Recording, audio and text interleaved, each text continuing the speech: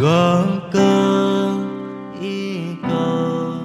giờ đây ra yom câu lệ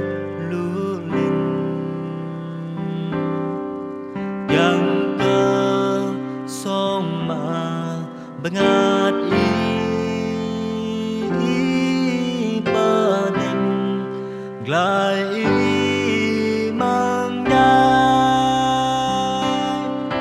Gua có ý nhớ câu bố chẳng đầy kết lại ý rơi có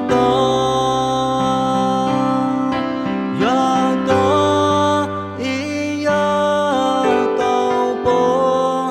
chẳng đầy kết lại ý rơi có mừng sang rỡ đàn mà con lùi ghé bờ áo câu trung mỗi lần cờ nắng câu tu lời to